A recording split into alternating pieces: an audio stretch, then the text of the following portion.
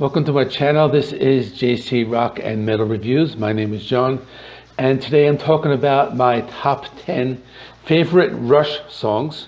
So before we begin, if you haven't subscribed, please subscribe and check my video description on ways to support this channel. I will leave an Amazon affiliate link if you would like to make any purchases of the albums that I talk about in this video. So let's talk about the band Rush. They're a Canadian progressive rock trio from Canada. So they formed in 1968 and they released their self-titled debut album in 1974. Now Rush has always been known as a trio. They were Geddy Lee, Alex Lifeson, Neil Peart. They went on to release 19 studio albums, and in 2018 the band basically decided to retire after 41 years. On January 7th, 2020, Neil Peart died at the age of 67 after a 3.5-year battle with glioblastoma, which is an aggressive type of brain cancer. He was an awesome drummer. He will definitely be missed because he was probably known as one of the greatest rock drummers of all time.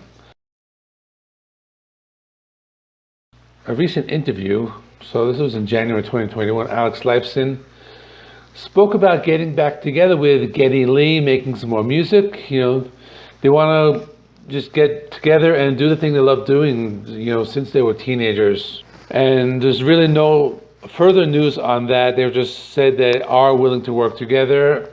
It probably won't be a Rush reunion or anything, or they won't continue with the Rush name, but they will probably continue with something called Lifeson and Lee or something along those lines. None of this is set in stone. It's all speculation, but they are willing to work together, so hopefully we will see some new music from them. Okay, at number 10 I have Show Don't Tell. This is from the album Presto. This came out in 1989. So this song begins with a tribal percussion, but the main riff kicks in and it's really an awesome progressive rock mix. The verse section has some clean picking and very fast guitar strums. Now on their album Presto, they start to move back towards the rock sound from the early 70s. They still have keyboards present, but they're mixed a lot lower. And this also has an awesome bass solo towards the end of the song. Coming in at number 9 is Roll the Bones. So this is from the album Roll the Bones, came out in 1991. This song has a really awesome bass intro. You hear the guitars and the keyboards present in the song. There are acoustic guitars in the chorus, and on this Roll the Bones album, you hear that they are continuing with that rock sound that we heard on their last album, Presto. The guitar solo on this is very memorable. On this song, they also move into the rap rock territory. Now there's a short rap verse towards the end of the song, and the rap was done by Geddy Lee, but they just used some low frequency effects on his voice. So coming in at number 8 is Subdivisions from the album Signals. So this is the first track from the Signals album, and this particular album, Signals, was a change in their musical direction. There were a lot more keyboards, on the song. Now they started using keyboards in Moving Pictures, but they're a lot more prominent on the album Subdivisions in general, the album Signals in general, but mostly the song Subdivisions. The lyrics were written by Neil Peart, and they use keyboards for the main medley, and the guitars and bass are more present, but you hear more during the chorus. Coming in at number 7 is Anthem by Fly By Night. So this is one of the band's heavier songs from the early 70s. The band Anthrax did a cover of the song. They released a covers EP with Joey Belladonna when he came back to the band. Now this song has some more complex arrangements. Geddy Lee sings the song at a higher vocal range, and the guitar solo was really ahead of its time. Coming in at number 6 is Working Man. This is from their self-titled debut Rush. Now I really like the riff on this song, very slow and heavy. Geddy Lee told Rolling Stone magazine that this was his favorite song to play live. Guitar World magazine rated this the guitar solo in this number 94 in their greatest guitar solos ever.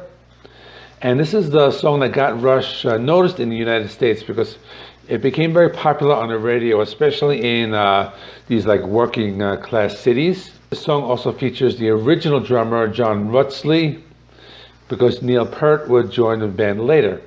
Coming in at number 5 is A Passage to Bangkok from the album 2112, which came out in 1976. So this is from the second side of 2112 and has a really like heavy guitar riff. Alex Lifeson said the riff was inspired by Led Zeppelin's Kashmir. And this song is a precursor to like that stoner metal, heavy, and it really has an amazing guitar solo. Track 4 is Closer to the Heart. So this is from A Farewell to Kings. This one came out in 1977. So this was a lead single from A Farewell to Kings. Now the song starts out as an acoustic ballad. This has some like memorable, like the bells. That's like the most memorable part of this song. It's a straightforward classic rock song and one of their like shorter songs at about like 3 minutes. Coming in at number 3 is The Trees. So this is from Hemispheres. So this really nice, beautiful acoustic, or mostly acoustic song. It has like the finger pick like acoustic guitar and the bass, plays the melody in the intro. It does like pick up a little, it becomes more of like a rock song, towards the middle, but it has like some more like slower melodic passages. So the song is basically about trees. It's like kind of like a competition between maple and oak trees, where the oak trees grow very large and they take up all the sunlight. But in the end, like the conflict ends when somebody comes in with like an axe or a hatchet and chops them all down. So that's basically what the song's about. It's also kind of like a political commentary as well. So at number 2, I have Free Will from Permanent Waves. This one came out in 1980. So this one has a very memorable progressive rock riff. They want to make a radio-friendly song. Geddy Lee said that like the final verse of the song, he uses like his highest like vocal range. And the song is very complex, uses like odd time signatures, and they're constantly like changing like throughout the song. Coming in at number 1 is Tom Sawyer. This is from Moving Pictures in 1981. Definitely their most popular song. It's basically the song that defines the band Rush. They started to use more like synthesizers on the Moving Pictures album. Geddy Lee used a Fender Jazz bass that he purchased in a pawn shop. Thought that was pretty cool. And it uses like different time signatures. Again, it uses like the 4/4 and the 7/8. And this is definitely like the classic Rush song.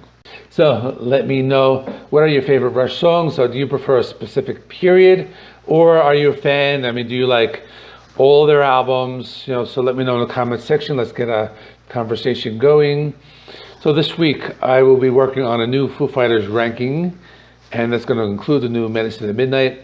And later on in the week I will be looking at some new releases. So I will link a few of my other videos for you to check out. And as always, please subscribe and like. Definitely helps out my channel.